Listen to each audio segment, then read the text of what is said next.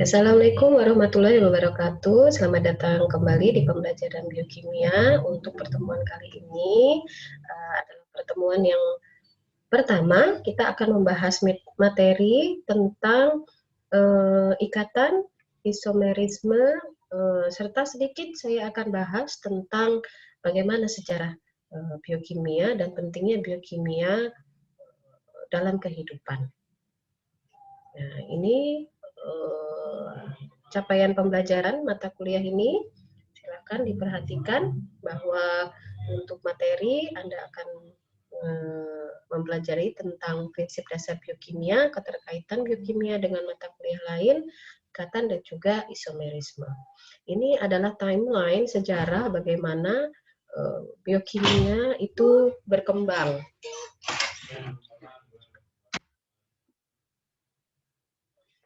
Ya, dari 50 tahun yang lalu itu tidak ada genom yang bisa disequence atau tidak ada urutan nukleotida yang bisa diketahui oleh manusia, serta kristalografi atau struktur protein itu juga belum dipahami.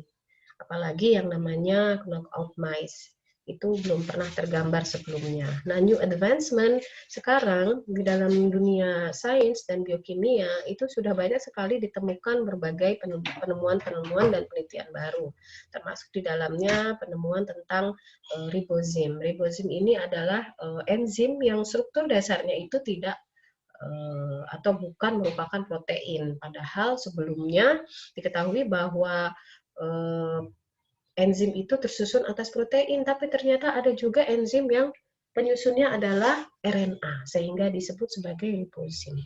Ya, kemudian juga sudah mulai marak penggunaan PCR. Kalau di dalam identifikasi COVID sekarang sangat terkenal sekali ya, polymerase chain reaction untuk mendeteksi adanya gen dari SARS-CoV-2 atau virus corona di dalam sampel.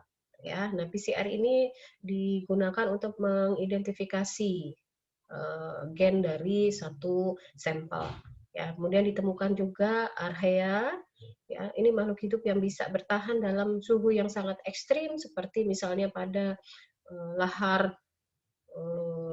apa itu Gunung Merapi gitu ya, dalam suasana atau suhu yang sangat tinggi atau pH yang sangat asam. Ya, kemudian ditemukan juga sequence genom dari seluruh makhluk hidup dan juga struktur protein yang semakin jelas, sehingga semakin bisa diketahui bahwa protein itu memiliki berbagai jenis struktur, ada yang primer, sekunder, tersier, sampai kuartener yang nanti kita akan diskusikan dalam pembahasan biomolekul protein. Ya. Dan juga mulai dikenal yang namanya knockout mice, yaitu tikus atau rat ya, yang gen tidak baiknya atau gen yang merugikannya itu dihilangkan atau disupres, sehingga akan muncul gen-gen yang baiknya saja. Ya, itu tidak pernah terpikirkan sebelumnya. Ya, kemudian the next mungkin akan banyak sekali advancement yang akan bisa berkembang ya sampai mungkin 2029, 20 tahun mendatang atau 40 tahun mendatang mungkin Anda bisa prediksi perkembangan apa yang kira-kira bisa terjadi menurut Anda. Ya. So if you learn about biochemistry means that you learn about life. Kenapa? Karena it has a very rapid relation to other science. Hubungannya dengan ilmu yang lain itu sangat erat sekali. Itu sebabnya makanya disebut mengerti atau memahami biokimia itu bisa memahami kehidupan. Ya, kemarin sudah kita jelaskan sedikit, sudah kita diskusikan bahwa biokimia ini adalah jantung dari berbagai macam disiplin ilmu. Gitu. Oke, nah sekarang kita akan mengulas sedikit atau mereview sedikit tentang ikatan kimia. Ya, yang pertama, mungkin Anda sudah pernah mempelajari bahwa ikatan kimia itu bermacam-macam ya. Dan dari sejarahnya, ikatan kimia itu pertama kali ditemukan oleh Lewis dan Coastal waktu itu. Ya, mereka mendefinisikan bahwa atom-atom itu terikat jadi satu oleh adanya tarikan medan listrik dan muatan yang berlawanan, sehingga membentuk ikatan kimia yang dimanifestasikan atau dirumuskan dengan dot titik ya, yang disebut sebagai struktur Lewis. Secara garis besar ini ada 4 jenis ikatan ya, ionik, kovalen, hidrogen, dan juga ikatan van der Waals. Kita akan bahas satu-satu. Minta tolong diperhatikan coba Anda perhatikan pada kata yang bercetak tebal. Ya, jadi yang disebut dengan ikatan ion itu adalah pemberian, proses memberikan satu atau lebih elektron terluar dari satu atom ke atom yang lain. Jadi ada atom yang memberikan elektronnya ke atom yang lain. Ya, atom yang memberikan elektron nanti akan menjadi lebih bermuatan positif karena kehilangan elektronnya, sehingga disebut sebagai kation. Nah, yang menerima elektron akan lebih bermuatan negatif, sehingga disebut anion. Ya, ini hal-hal yang perlu Anda cermati, memberikan elektron, yang memberi disebut kation, yang menerima disebut anion. Ya, nah ikatan ion ini bisa terbentuk antara atom apa dan apa. Ya, kalau dia di sini dengan atom atau ion positif dan ion negatif, serta unsur logam dengan unsur non logam. Ini salah dua ya. Ini Li dengan F dan Na dengan Cl ya, bahwa di sini Li elektron valensinya itu 1 dan F itu 7. Nah, ini Li ini cenderung untuk memberikan elektron ya di kulit terluarnya kepada F di sini. Ya, F-nya ini lebih cenderung menerima. Ini kan tadinya dia hanya 7 ya dotnya. Ya, kemudian ini menerima elektron dari Li1. Sehingga menjadi LiF. Ini salah satu contoh ikatan ion. Sehingga Li tadi lebih bermuatan positif dan F ini lebih bermuatan negatif. Nah, ini juga terjadi pada Na dan Cl. Ya, sehingga di sini ada pemberian elektron dari Na kepada Cl akan dikopling di sini. Ya, ini yang namanya ikatan ion. Ikatan yang kedua adalah ikatan kovalen. Nah, kalau di ikatan kovalen ini, atom-atomnya itu saling menyumbang. Kalau tadi di ikatan ion, memberikan elektron, ada yang memberikan, ada yang menerima. Kalau ini, kedua atom atau lebih dari dua atom itu saling menyumbangkan elektron. Ya, dan elektronnya dipakai bersama-sama. Ini yang perlu digarisbawahi. Ya, atom yang mempunyai keelektronegatifan yang sama akan bereaksi. Kemudian ada gaya tarik elektrostatik antara elektron dan kedua inti atom. Ya, ikatan ion ini, ikatan kovalen ini bisa terbentuk antara ion negatif dengan ion negatif. Kalau tadi ikatan ion kan ion positif dengan ion negatif, unsur logam dengan unsur non logam. Tapi ikatan kovalen kalau ada ion negatif dengan ion negatif maka dia akan membentuk ikatan kovalen. Dan juga bisa terjadi antara unsur non logam dengan non logam. Oke, ini adalah salah satu contohnya. Ya, antara fluorin itu sendiri, F dengan F itu bisa terjadi pemakaian bersama. Ya, inilah yang disebut dengan ikatan kovalen atau karbon dengan hidrogen. Ya, di sini karbon dengan hidrogen. Ya, ini satu karbon dengan hidrogen di sini, ini dipakai sama-sama. Di setiap karbon itu mengikat 4 hidrogen. Ya, ini adalah struktur yang nanti Anda harus pahami sebagai dasar untuk kimia organik. Gitu ya, bahwa satu atom karbon itu bisa mengikat 4 atom hidrogen. Oke, nah sekarang untuk ikatan kovalen itu pasti Anda sudah pernah mempelajari bahwa ada dua jenis ikatan kovalen. Yang pertama namanya ikatan kovalen polar. Ya, di ikatan kovalen polar ini ada salah satu atom yang punya negativitas lebih tinggi, artinya lebih negatif daripada atom yang lain. Nah, yang punya keelektronegativitas yang lebih tinggi itu akan mempunyai tarikan elektron yang lebih kuat. Ya. Kemudian elektron sekutunya akan lebih dekat ke atom yang mempunyai elektronegativitas yang tinggi tadi. Ya, elektron sekutu itu elektron yang dipakai bersama tadi ya. Ciri senyawa polar dapat larut dalam air dan pelarut polar lainnya. Ini sangat penting nanti untuk pembelajaran kimia organik selanjutnya juga sebagai dasar juga Anda dalam pembuatan pelarut. Ya, kemudian memiliki kutub positif dan negatif karena tidak meratanya distribusi elektron. Karena ada yang punya elektronegativitas lebih tinggi tadi. Ya, dan yang ketiga cirinya dia punya pasangan elektron bebas atau PeB. dan punya perbedaan keelektronegativitas tentunya. Ya, ini salah satu contoh ikatan kovalen polar ya yang terjadi antara hidrogen dengan fluor atau fluorin ya. Kemudian selanjutnya ikatan kovalen polar tadi sudah, ini adalah ikatan kovalen yang kedua, ikatan kovalen nonpolar. Kalau tadi ada yang lebih elektronegativitasnya lebih tinggi, kalau yang ini elektronnya dibagi secara sama, jadi tidak ada yang lebih tinggi elektronegativitasnya. Mereka atau kedua atom yang berhubungan membentuk ikatan punya afinitas yang sama atau hampir sama. Ya, umumnya ikatan kovalen nonpolar ini terjadi pada molekul gas atau yang disebut sebagai molekul diatomik. Ya, ini cirinya tidak larut dalam air dan pelarut polar lainnya, tidak memiliki kutub positif kalau tadi punya ya. Jadi ini tidak semua, tidak punya PEB, tidak larut, tidak punya kutub positif dan negatif karena sama-sama kuat. Ya. Ini adalah salah satu contoh ikatan kovalen polar yang terbentuk antara C dengan H. Kalau tadi apa namanya I dengan I ini bisa juga terjadi ikatan kovalen nonpolar ya. Ini tidak terjadi pengutupan muatan. Untuk C dengan H tadi ikatan kovalennya adalah ikatan kovalen yang polar ya. Ini berbedanya dengan kovalen nonpolar. Ya, jadi ini tidak ada pengutupan. Kalau tadi di ikatan kovalen polar ini ada pengutupan. Ya, C dengan H. Kalau I dengan I ini tidak ada pengutupan karena ini kebetulan contohnya adalah yang sama-sama ya.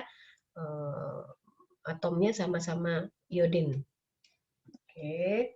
Jadi ini secara garis besar perbedaan ikatan kovalen polar dan ikatan kovalen nonpolar. Ya, jadi bisa Anda lihat di sini. Kemudian selanjutnya ikatan hidrogen. Ya. Ikatan hidrogen ini kalau tadi ikatan ion dan ikatan kovalen itu terjadi antara atom O dengan H, C dengan H, Na dengan Cl. Tapi kalau ikatan hidrogen ini terjadinya antar molekul. Jadi atom-atom ini akan bersatu dengan ikatan tadi ya, O dengan H misalnya ya, membentuk ikatan kovalen. Nanti dia akan membentuk kembali ikatan dengan molekul yang lain. H2O dengan H2O. Itu adalah ikatan antar molekul. Ikatan hidrogen ini terjadi pada senyawa yang sangat polar. Ya, jadi kovalen yang punya ikatan kovalen yang polar tadi, antar molekulnya itu bisa membentuk ikatan hidrogen. Ya, ikatan ini terjadi antara atom yang sangat elektronegatif dengan atom yang kurang elektronegatif. Tuh. Oke, bisa dengan H dengan F, H dengan O, dan lain sebagainya. Dan yang terakhir ini adalah ikatan van der Waals. Ya, jadi untuk ikatan van der Waals ini terjadi antara molekul nonpolar dan senyawa polar yang tidak bisa membentuk ikatan hidrogen. Ya, jadi senyawa polar dan nonpolar kalau disatukan dalam suatu tempat, dia akan membentuk ikatan. Tapi ikatannya itu akan mudah sekali terlepas. Gitu ya, itu disebut sebagai ikatan van der Waals. Contohnya, kalau H2O air dengan H2O lain kan akan membentuk tadi ikatan hidrogen. Tapi pada saat Anda mencampurkan misalnya iodin ke dalamnya, maka tadi ikatan antar molekul H2O dengan I2 itu bisa terjadi yang disebut dengan ikatan van der Waals. Tapi itu mudah sekali terbentuk dan mudah sekali ikatannya itu putus. Gitu. Oke, nah sekarang kita akan bicara tentang isomerisme atau isomerism. According to the language, so isomers mean iso and meros. Iso itu sama, meros itu adalah bagian. Berarti isomer itu adalah bagian yang sama. Ya, isomer berarti adalah senyawa yang punya rumus molekul sama, tapi bisa menjadi rumus strukturnya berbeda. Sebenarnya itu definisinya. Ini adalah isomer, jenis isomer yang pertama yang disebut dengan chain isomer atau juga isomer cabang atau isomer rangka. Ya, disebut isomer rangka kenapa? Karena ada perbedaan struktur rangkanya, perbedaan ikatan rantainya. Untuk isomer rantai itu punya rumus molekulnya sama, tapi rangka atomnya atau struktur atom C-nya itu berbeda-beda. Sebagai contoh misalnya senyawa C4H10, apa kira-kira ini namanya? C4H10 butana. Itu punya 2 isomer. Ya, bisa sebagai rantai lurus atau normal butana, ya lurus saja C-nya, atau rantai bercabang, bisa 2 metil propana. Nanti saya akan jelaskan setelah slide ini akan ada contohnya. Oke, makin banyak atom C-nya, maka dia akan makin punya isomer rangka yang lebih banyak. Oke, ini contohnya isomer rantai. Tadi butana, ya butana C-nya 4, ya bisa membentuk struktur yang hanya lurus seperti ini, namanya normal butana, atau bisa membentuk struktur segitiga seperti ini. Salah satu C-nya itu ada sebagai rantai cabang, ya. Jadi membentuk rangka C bercabang, C-nya bercabang. Ini posisinya di posisi 2, jadi 2 metil propana. Padahal sama-sama ini C4H10, yaitu yang disebut isomer rangka. Atau Anda bisa lihat ini pentana. Pentana tadi butana punya 2 isomer ya, N-pentana dan 2 metil propana ya. Ini contohnya C5H12, ini pentana. Bisa dalam bentuk normal pentana, bisa dalam bentuk 2 metil butana. Coba Anda pikirkan kira-kira bisa dalam bentuk rangka apa lagi kalau pentana? Ini mungkin bisa di sini ya. Nah, jadi dua-dua dimetil propana bisa juga. Ya, jadi semakin banyak rangka C-nya, atom karbon C-nya, maka akan semakin banyak membentuk isomer rangka. Kemudian yang kedua ini adalah isomer posisi. Kalau untuk isomer posisi, rumus molekulnya sama, gugus fungsinya juga sama, tapi letak gugus fungsi. Jadi yang berbeda itu adalah letak gugus fungsinya. Ya, isomer posisi ini bisa terjadi kalau senyawa-senyawa itu punya gugus fungsi. Seperti pada alkohol, alkena, eter gitu ya, asam karboksilat. Ini contohnya adalah propanol. Gugus fungsinya itu adalah OH. Ya, OH ini bisa berada di mana-mana ini. Ya, ini contohnya tadi propanol itu bisa membentuk satu propanol. Ya, OH-nya bisa ada di ujung. Kalau di ujung sini juga sama juga ya, namanya satu propanol.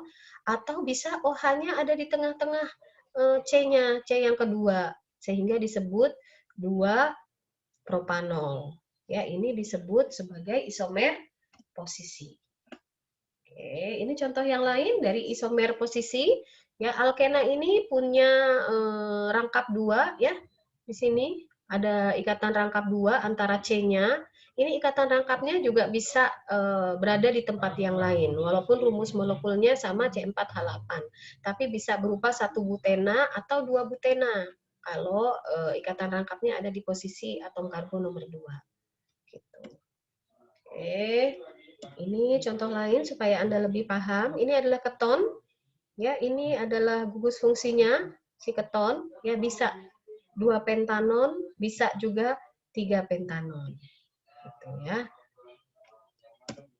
Oke, selanjutnya isomer yang ketiga adalah isomer fungsional.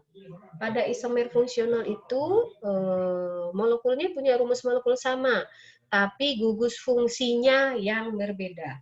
Bedakan dengan isomer fungsi tadi ya. Kalau isomer fungsi yang berbeda adalah letak gugus fungsi.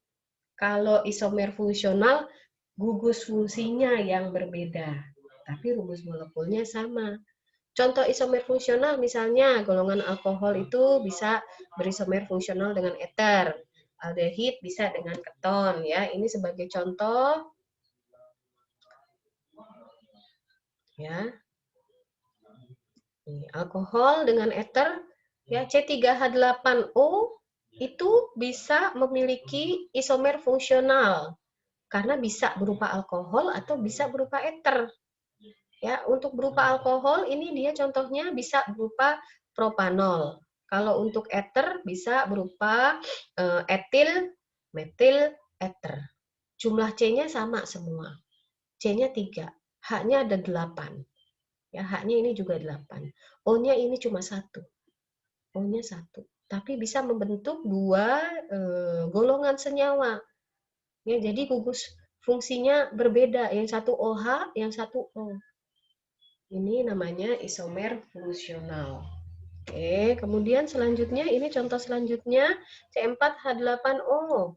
C4H8O ini bisa juga berupa aldehid atau berupa keton. Kalau berupa aldehid, contohnya ini sebagai metana, etana, propana, butana. Tapi ada aldehid, jadi butanal. Kalau berupa keton, ini sama 4 C-nya, jadi 2 butanon. Tuh, ya ini namanya tadi apa? Isomer fungsional. Oke, ini contoh yang lain. Ini ada isomer metameri ya. Isomer metameri ini isomer yang berbeda pada gugus alkilnya. Contohnya sebagai berikut ya, C4H10O. Ini sama-sama C4H10O sama-sama ya. Ini gugus alkilnya ini bisa berbeda. Ini metameri namanya ya. Kalau yang di sini gugus alkilnya ini 2, ini 2. 2C, ini 2C. Di sini ini 1C, ini 3C. Tapi sama-sama rumus molekulnya C4H10. Tapi punya alkil yang bisa berbeda. Ya, di sini 2, di sini 2. 2. Jadi di etil eter, kalau yang sini 1 dan di sini 3. Metil propil eter. Oke, jadi itu isomer metameri. Gugus alkilnya itu bisa berbeda. Oke, ini contoh yang lain. Contohnya adalah metil. Ini metil. Ya, ini satu turunan asam karboksilat atau ester ya. Ini metil, ini asam asetat. Asetat. Ya, ini bisa di sini 1, di sini 1 sebagai metil asetat. Atau bisa di sini sebagai etil. Ini asam format kalau C-nya 1. Nanti kita akan belajar penamaan lebih lanjut asam karboksilat ya. Kalau ini asetat, ini adalah format C-nya 1. Ya, di sini C-nya sebagai alkil atau sebagai rantai sampingnya ada 2 C-nya. Kalau di sini cuma 1. Ini jadi metil asetat. Kalau yang di sini etil, tapi karena ini cuma 1 jadi format. Etil format ya. Tapi ini rumus molekulnya sama. C3H6O2. Itu yang disebut isomer metameri ya tadi ya. Nah, sekarang kita akan bicarakan tentang isomer ruang. Kalau isomer ruang itu satu molekul dibedakan satu sama lain atas susunan atom dalam dimensi ruang ya. Biasanya yang dikenal kalau isomer ruang itu adalah isomer cisran. Ya, jadi isomer cisran contohnya di sini asam butendiol atau asam fumarat dengan cis asam butendioat. Jadi trans dengan cis ya. Ini yang trans berarti berseberangan ya, struktur berseberangan. Kalau cis ini berarti bersebelahan. Nah, perbedaan isomer ruang ini akan merubah sifat fisik ya, sifat fisik dan sifat kimia. Ya, contohnya di sini tadi asam fumarat itu konfigurasinya trans. Ya, ini trans ya. Ini asam fumarat. Asam fumarat itu titik didihnya 287. Sedangkan asam maleat kalau dia berubah jadi cis itu menjadi 139. Ya, kelarutannya ini rendah, yang ini sangat tinggi. Massa jenisnya juga ini rendah, ini jadi sangat tinggi. Ya, jadi perubahan konfigurasi ruang ini bisa merubah sifat fisik dan sifat kimia. Oke, nah sekarang kita akan mengulas sedikit tentang apa itu kimia organik. Jadi, kenapa Anda belajar kimia organik? Bahwa kalau zaman dulu itu kimia organik itu adalah bahan organik yang memiliki satu jenis senyawa kimia. Jadi disebut kimia organik kalau dia punya satu atom karbon atau lebih. Ya, kemudian ada juga yang mengatakan bahwa kimia organik itu adalah pembelajaran yang mencakup pembelajaran senyawa dengan atom karbon atau dikenal dengan kimia karbon waktu itu. Ya, tapi ternyata karbon itu bukan satu-satunya unsur dalam senyawa organik. Ya, di dalam senyawa organik itu banyak sekali unsur lain yang menyusun makhluk hidup. Ya, seperti hidrogen, nitrogen, oksigen gitu. Jadi unsur utama penyusun makhluk hidup itu juga sebagai bahan minor penyusun kerak bumi, tapi tidak hanya senyawa karbon ya ternyata dalam makhluk hidup. Nah, senyawa organik lain yang cukup besar dalam makhluk hidup, antara lain ini kalsium, klorin, magnesium, fosfor, gitu ya. Jadi ada sedikit perbedaan pendapat, apakah kita akan tetap menggunakan kimia organik atau kimia karbon, gitu ya. Nah, kemudian beberapa organisme butuh juga atom-atom yang lain ya dalam jumlah kecil. Seperti kita juga butuh fluorin, iodium, atau selenium dalam jumlah terbatas untuk membantu proses metabolisme seperti proses aktivasi enzim dan lainnya. Ya. Kemudian ada juga penelitian yang mengatakan bahwa urea itu adalah senyawa organik yang berasal dari urin makhluk hidup. Artinya senyawa organik itu hanya bisa didapatkan dari makhluk hidup. Tapi postulat tersebut dipatahkan pada tahun 1828 oleh Wohler. Karena waktu itu predik Wohler bisa menghasilkan urea secara in vitro di dalam laboratorium dengan menguapkan garam amonium sianat. Sehingga pupuslah postulat ini bahwa senyawa organik itu hanya bisa dihasilkan oleh makhluk hidup. Ya, jadi sekarang kimia organik itu cakupannya sangat luas sekali. Oke, sampai di sini saya cukupkan dulu untuk pembelajaran tentang pendahuluan biokimia, ikatan dan isomerisme, serta sedikit penjelasan tentang kimia organik. Untuk selanjutnya kita akan berdiskusi. Selamat pagi, siang, dan sore. Wassalamualaikum warahmatullahi wabarakatuh.